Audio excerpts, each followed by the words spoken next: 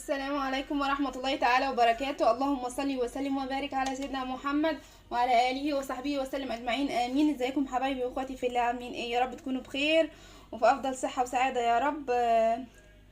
النهاردة ان شاء الله هعمل لكم اللانشون الاقتصادي. كنت نزلت لكم طريقة، ودي طريقة تانية بقى اللي انا بستخدمها على طول. طعمها زي بره.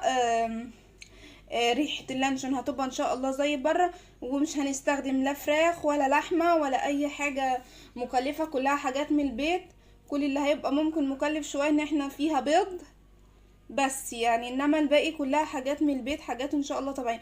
وقبل اي حاجة حطي لايك بقى بالله عليكي، علشان انا بعيد الفيديو ده لتاني مرة لان التصوير الاولاني اتمسح، وهعيد معاكم الفيديو تاني بكل المكونات تاني والغرامات تاني. اول حاجة هنسمي الله ونقول ايه اللي هنحتاجه معانا. 5 معالق دقيق كبار مليانين منخولين. بسم الله الرحمن الرحيم. 4 بيضات. 4 قصاد ال4 بيضة 4 جبنة نستو. طبعا انا حاطة 5 ليه؟ علشان الجبنة دي صغيرة. انتي ممكن لو عندك لافاشكري او طعمة او بريزيدون تبقى كبيرة شوية، انما دي بصوا حجمها عامل ازاي، فانا حسيتها قليلة فحطيت منها 5. هي المقادير هتحتاج 5. 2 مرقة دجاج. 5 فصوص حبهان و4 توم، 4 فصوص توم. وهنحتاج ربع معلقة صغيرة فلفل اسمر والبابريكا او اللي هو الفلفل الاحمر. ده على حسب الرغبة، ولو عندك ده هيبقى لون، مجرد لون. ولو عندك انتي اللهم صل على النبي الوان طعام طبيعية ممكن تحطي اي حاجة. في ناس ممكن تحط بنجر كمان، اللي هو تحط حته كده تديها لون، او تاخد لون بنجر، مش عارفه ازاي، بس المهم يعني. هنسمي الله بقى وهبدا معاكم. هنحط الاول المقادير السايله. وقبل ده كله هفضي فصوص الحبهان دي، وهوريكم بعد ما فضيتها. انا عايزه اللي جوه، انت ممكن تطحنيه خارجي، بس انا مش هطحنه لان هيديني لون. هيبقى جوه زي الفلفل الاسمر الخشن. انا اللي عندي فلفل اسمر مطحون، وبعدين طعم الحبهان بقى هيبقى فيه مع التوم فظيع. هقشر الحبهان واوريكي اللي انا عايزاه منه برضو. بصوا ده شكل الحبهان في الاخر، انا عايزاه كده اهو. هو فصوص قصدي بيتهري اهو، عامل زي الفلفل الاسمر بس ده ماسك في بعضه كده اهو. شايفين؟ ده بيدي نكهة طبيعية طبعا. هنا بقى اللي هيمسك معانا اللانشون ان احنا مستخدمين فيه بيض وفيه اللهم صل على النبي الجبنه النستو. هحط المواد كلها. هحط الاول الدقيق، ده هخليه اخر حاجه. هحط الزيت وبعدين البيض وبعدين بقى الحاجه دي، وهرجع لكم تاني عشان وقت الفيديو. بس بصوا انا حطيت هنا كل المقادير السايله، ما فاضلش غير الفلفل الاسمر. انا هحط ايه؟ ربع معلقه دي من المقدار بتاع معلقه التوابل اهو بس. طبعا انت ممكن تحطي دي وتضربي، بس انا عشان اضمن ان هو الحاجات دي تنطحن كويس هضرب السائل كله الاول في بعض الحاجات دي، وهخلي دي اخر حاجه احطه عليهم. هخلص ضرب فيه كويس لحد ما اطمن انه انطحن كويس وهرجع لكم تاني. بصوا ده كده بعد ما البيض مع الفلفل الاسمر مع كل المكونات يعني ضربت سوا. بصوا ماسك ازاي في بعضه، هو ماده جيلاتينيه لوحده. طبعا بقى انا هحط الدقيق، وهوريكم برضو بعد الدقيق الشكل النهائي ليه. وفي حاجه انا عملتها هقول لكم عليها بس بعد ما نعمل الدقيق فيه. بصي يا ستي، ادي قوام اللانشون اهو بقى متماسك ازاي كده بعد ما ضربناه وتاكدنا ان كل العناصر دابت فيه. السر بقى والحاجه اللي قلت لكم هقول لكم عليها ان انا عملتها، ان انا حطيت واحده مرقه دجاج واحده. ليه بقى؟ علشان حاجه هعملها هي مرقه الدجاج نكهه كويسه ليها، بس انا ما عنديش لون طبيعي لون طعام يعني، فهضطر احط من اللي هو الفلفل الاحمر او البابريكا. فالبابريكا عندي فيها ملح كتير، فالملح هيخليه حادق، فانا مش عايزه احدقه. فانا هعمل ايه علشان يديني اللون زي بره؟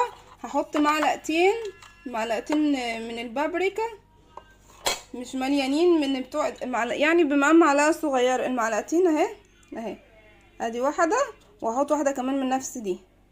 انا كده حطيت المعلقتين بقى. هضربهم تاني لحد بقى ايه ما اللون ده يمتزج معاه ويدينا اللون الاحمر ولا زي اللانشون بتاع بره.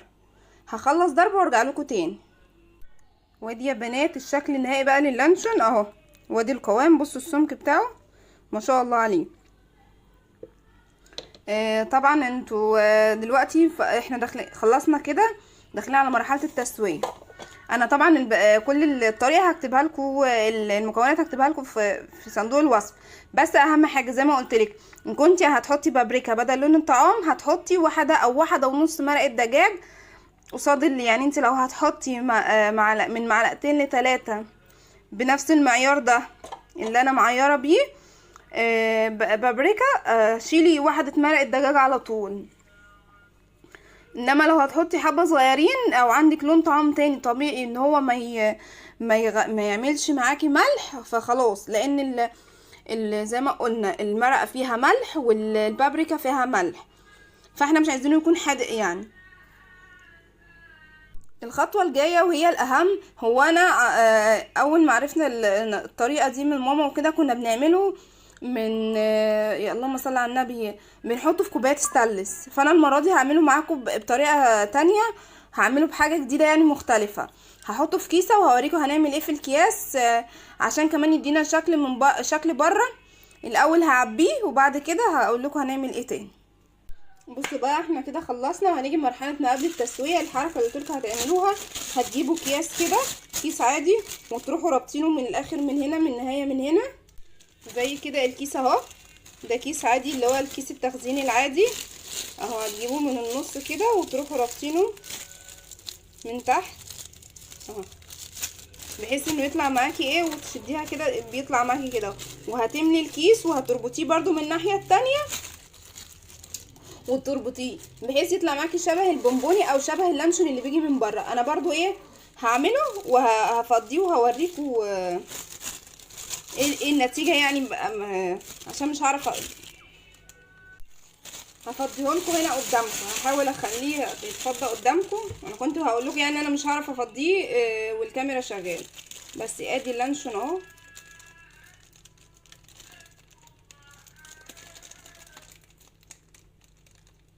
طبعا انت لو هتحطي في كوبايه اللهم صل على النبي هتعمليها هتدهنيها زيت وتملي تلتينها وتحطي تلتينها بس. انما ده اهو انا هحط في الكيس.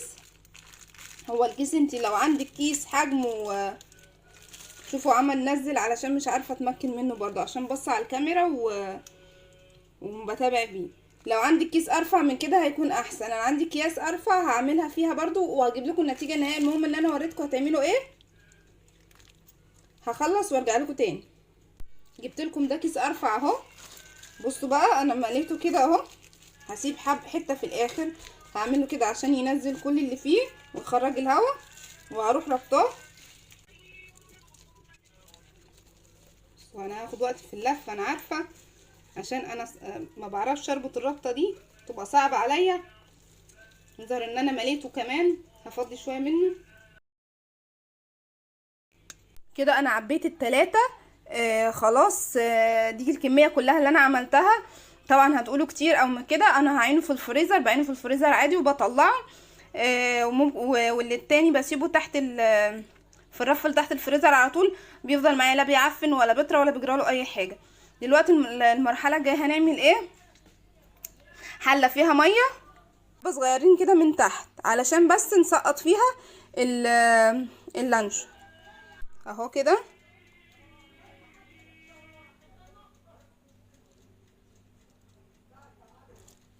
بصوا طبعا انا هجيب الباقي احطه وهوريكم هعمل ايه. لو الحله عندك كبيره هتروحي حاطه فوطه زي دي وتسنديهم بيها، ويفضل لو عندك حله صغيره على قدهم. انا الحله الصغيره على قدهم ما لقيتهاش يعني عامله فيها اكل يعني. هتحطيها وتحطي فيها ميه على النار وهتسيبيها. هتظبطي التايمر على نص ساعه وترجعي لها من نص ساعة وممكن زيادة على حسب برضو النضج بتاعه والسوا ما يكون يمسك، وما تستعجليش عليه. طبعا انا عشان المية حطاها من بدري فهي غلت فانا هزودتها مية تاني بحيث ان هي يدوب تكون ايه على حرف الكيس اللانشون. الفوطه بقى زي ما قلت لكم بتوازن الحاجه وبتخليها ما تبقللش ولا تيجي يمين ولا تيجي شمال، عشان تطلع لي بشكل القالب مظبوطه. مستحسن بقى تغطي الحله وتسيبيها نص ساعه وتظبطيها. بعد نص ساعه هرجع لكم واوريكم اللانشون ان شاء الله يكون استوى. احنا كده بعد نص ساعه بالظبط نشوف اللانشون بقى. ادي شكله ما شاء الله. هنتاكد قبل ما نطفي عليه. بصوا ماسك اهو، يعني هو نص ساعه بالظبط. طبعا الميه زي ما قلت لكم تكون مغطياه.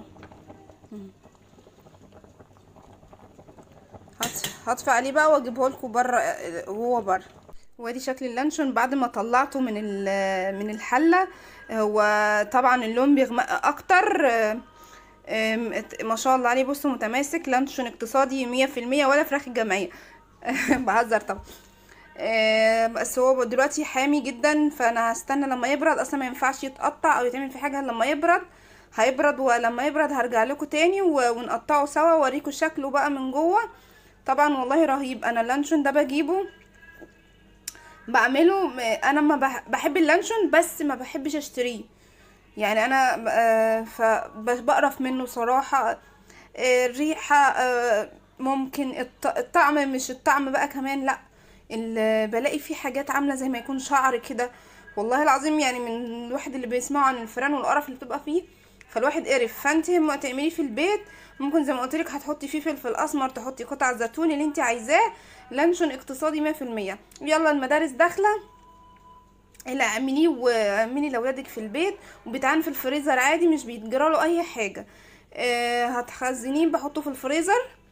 يعني مثلا انا هعين دول وهسيب دي بره، بحطها تحت الرف اللي في تحت الرف بتاع الفريزر على طول اللي في التلاجة. بقطع منها كل يوم اللي انا عايزاه واعين الباقي ده كده في كيسه. ممكن دوت اروح اقسمه نصين لو شايفاه انه كبير. وتروحي قسماه نصين وتعيني النص في كيس وتسيبي النص التاني هكذا. يعني لو هتبدأي بده مثلا، لو كيس كبير بس يعني احسن لك. يعني هاتي حاولي من عند العطار تجيبي اكياس صغيره زي كده. انا ما عنديش اكياس لان الاكياس كانت خلصانه، هما دول اللي عرفت اعملهم يعني. دي هتديكي حاميه، هتديكي شكل اللانشون وحجمه زي اللي بيجي من بره. طبعا هو بيبقى اكبر من كده في حجم الكبيره دي، بس احنا عايزين الحجم الصغير ده. او زي ما تحبي، الكياس عندك والافكار عندك والكوبايات عندك. لو عايزه تعملي في كوب ستانلس زي ما قلتلك هتدهنيه زيت وتحطي عادي وتحطي تلتين الكوبايه بس عشان هيملى معاكي بعد كده. انا هنا ملا في الكيس اهو ما شاء الله عليه. بس حامي والله بجد. اما يبرد هفتح لكم واحده واقطعها لكم واوريكم الشكل من جوه ان شاء الله. انا متاكده ان هو تحفه لان انا جربته قبل كده ما شاء الله عليه. هسيبه يبرد شويه وارجع لكم تاني. انا ظبطت لكم الوضعيه. طبعا الستاند معلق معايا، في فيديو تاني اتمسح دلوقتي اللي هو انا بقى وانا بفتحه. بصوا بوريك الملمس بقى اهو. بصوا ناعم ازاي. ده اللي انا حبيته بقى من فكره الكيس. الكوبايه ما بتطلعوش بالنعومه دي. عامل زي بره برضو الشكل من هنا برضو زي ما بتجيبيه كده. انا طبعا قطعته بعد 10 دقايق لسه برضو سخن. انا مش قادره اصبر يعني واوريكم النتيجه. كده كده اللانشون اصلا هو انت ممكن تاكلي دلوقتي، بس طبعا هيبقى سخن. لازم تحطيه في التلاجة تبيتيه ليله وتاكليه تاني يوم، هيبقى احسن لانشون يعني كلتيه ان شاء الله. ادي اللانشون اهو. هنقطعه بقى سوا معاكم. بسم الله الرحمن الرحيم. كده بس بقى بحاول اظبطها بس. طبعا ولا عمري هعرف اقطع زي بره.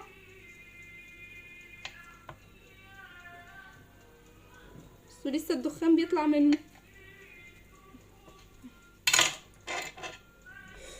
بصوا شريحه اللانشون زي بره بالظبط ما شاء الله عليها. بصوا متماسكه اهي من جوه. ملمس اللانشون اهي. بصوا الفروله بتاعه اللانشون اهي.